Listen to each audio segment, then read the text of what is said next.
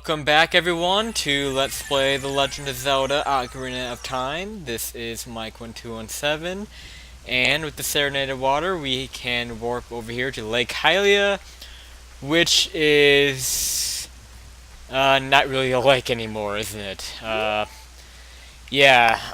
Along with Zora's Domain being frozen over, this is another thing that goes wrong with the water temples section of the game. And so I guess I should explain something. Oh well, shit, I did not mean to do that. That is actually kind of bad. I want to be full health before I go into this place. Yeah, I do need to explain something that I've been talking about in the last episode, and that is the gold scale. I'm deciding not to get that because I am lazy, and I don't really think it's worth getting. Again, to get the gold scale, what you have to do is catch the biggest fish that there is in the pond. I forgot what they call it. I mean, it's right over here. Actually, I don't think I can get there. I don't think I can get there. It's that building over there. You see that door and everything. I can't get there because because the lake is completely empty. Yeah, because you have to be able to swim over to get over there. So you can't even get it anyway. I never thought about that. Maybe that's why I don't ever remember having the gold scale. Oh, wait a minute. You can probably play the Scarecrow song. You see how Navi's green over there? You can probably play the Scarecrow song and hookshot over to him to get up over there. So, I guess I can do it. But, again, like I said, I'm lazy. I'm coming into this recording full of energy. I'm kind of on a sugar rush. I've had like 4 cinnamon rolls before I started recording. And, I really am just not in the right mindset to sit there and fish for God knows how long. I mean, getting the biggest fish there, it can take a while. It can be difficult to do. I mean, yeah, you could spend an hour, 2 hours on that, and I just don't want to do that.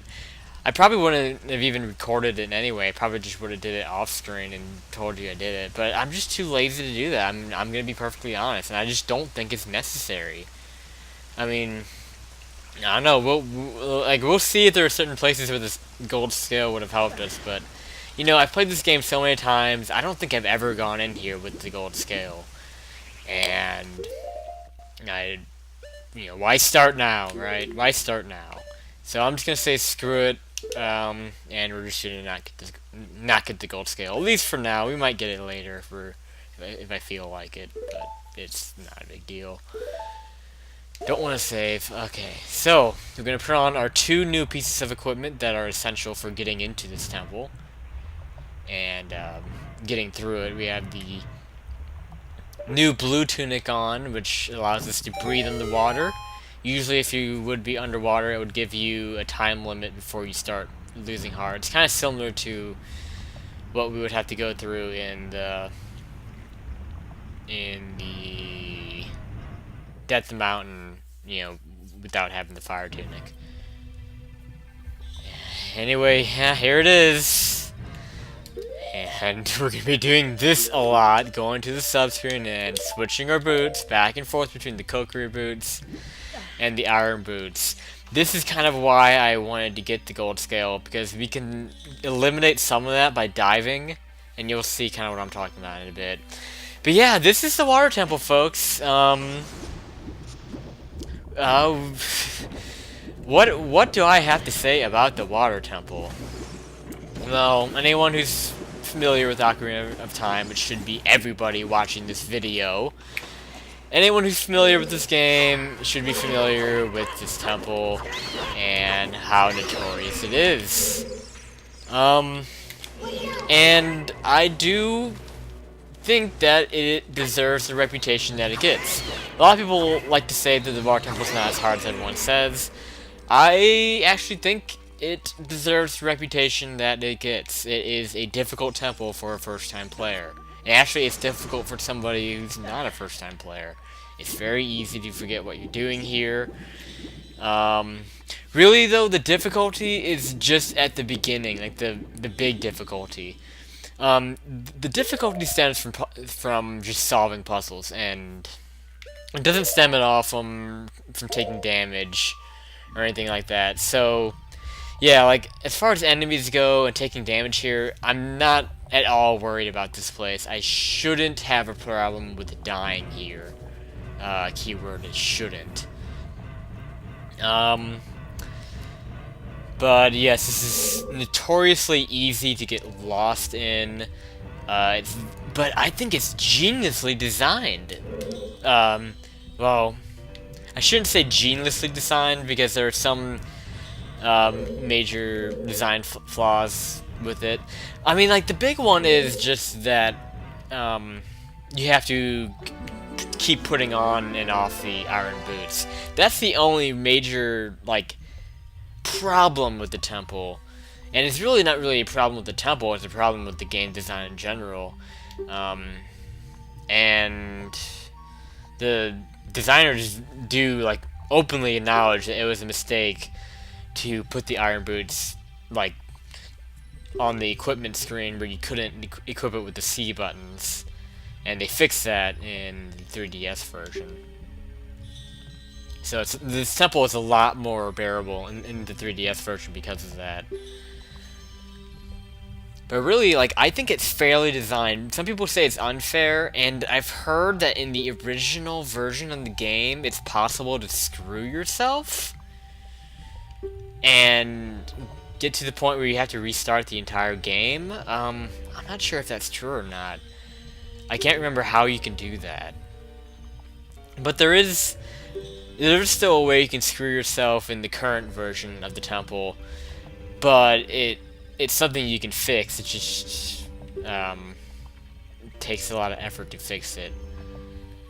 Yeah, there's a lot to explain with this. I don't even know where to begin with this.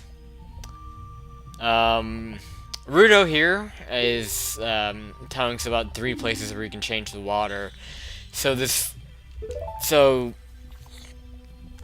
this first part of the temple will involve a lot of water changing, and that's where the inconvenience comes in, because you have to have the water at the right level to do what you want to do. Yeah, I'm not going to try to bite off more than I can chew with trying to explain this place. I'm just going to kind of go with the one step at a time approach. So, that's really my advice for this temple, is explore everything. Make sure you don't just explore everything before you start changing the water. That is my advice. Explore everything before you change the water, because if you change the water and you miss a room that you need the water to be at a certain level to get to, then it's just a pain in the ass having to go around and change the water again. So, yeah, I was supposed to float up there where Rudo just went up, but again, like I said, I want to check everything to make sure that I want the water on the bottom level. So we can't do anything here. This first room is... oh shit. It's essentially like, it's 3 4-way paths. Like 3 different levels, and they're all 4-way paths. And that makes it a little bit easier to navigate. We can't do anything here either. I'm just making absolute sure. Actually, I think we can do something here. Hold on. No. We need the upgrade hookshot, which we will be getting in this temple. And yeah, keep locked doors in mind too. There are locked doors all over this place. Okay, so I've wasted a little bit of time, but I just want to make sure. Yeah, you know what? I'm just going to cut footage, and I'm going to go back to the room that we saw Bruto in. Alright, we are back here. Sorry about that. Yeah, I had to just make sure I checked out everything. So, but it is still good to do that, even if you didn't get anything in those rooms. It's good to keep that stuff in mind. Oh, speaking of that, oh, shit, I think, yeah, okay, did you see that right there? In fact, yeah, we'll be able to get a quick glimpse of it here. There's a wall over here that has a big crack on it, which of course you can. Bomb that wall. There's a good shot of it right there. I'm trying to show you it without having to put my iron boots on. So that's the most important thing to keep in mind and to observe when you're playing this temple. Is just remember that. And you'll see why once we get to it, but just remember that. Okay, so now we're up here. Not much else we can do in this room, but this is actually pretty important. This is how you change the water level. You play Zelda's Lullaby in front of one of these signs. I believe there are 3 of these locations in this temple, and each of the 3 put the water at different levels. This one puts it at the very bottom, and yeah, you can't use the same one to keep switching. Like like if I wanted to raise the water again, I can't go. I'm pretty sure I can't go back to the one that I just went into. I don't know. I'm tempted to try that actually. Yeah, I might actually try that just for shits and giggles, because I never actually tried using the switch again to try to adjust the water. It probably wouldn't do anything. This should get us... Actually, is this the map? We need this. Map and compass are... required. Like, this place is hell to do without map and compass. Hell, you know, like, with this being a challenge run, I could have... I could have been really mean to myself and decided not to get the map and compass in this place at all. But I'm gonna get them. So, whatever. Not much else we can do here. Yeah, like, the only essential thing to raising up here was just to lower the water level. But I'm curious. I'm gonna do this really quick. No, see, it doesn't even allow me to play the song. Like, it didn't give me the little tone where, you know, you can play a song. I kind of want to see if I can land on the second level. That'd be great if I could. Because again, there's that cracked wall. We can get to it now. Or at least, I don't know, if I can land on it, that'd be awesome. I'm gonna try to do something crafty here. That's not gonna happen. Okay, well, oh well. So yes, we just have to keep that second level in mind for later. That is very, very key here. Actually, what I want to do here, I'm going to make things a little bit quicker here. We have 2 torches to light. You can either shoot your arrows through this torch right here, or you can make things a little bit faster and just use Din's fire, which I'm going to do. And this will lead us to this room, which I don't know what's in it, but again, you want to check everything. Okay, you have these guys. Yeah, the enemies in this dungeon are very... excuse me. Are very, simple, and there's not really a lot of variations of them. You pretty much just get Tektites, these things, and the spiky things that I was killing earlier to get the map. Come on, this is annoying. Can you please die? Thank you. These guys are probably the most annoying because of, well, what's going on right now. They attack you with like this. You just have to get your hookshot ready because you don't see, you don't have a lot of time to hit them. Jeez, I never had this much trouble though with them. I thought they would give you more time than what they're giving me to attack them with. Come on. I hate these things. These are definitely the worst enemies in this dungeon.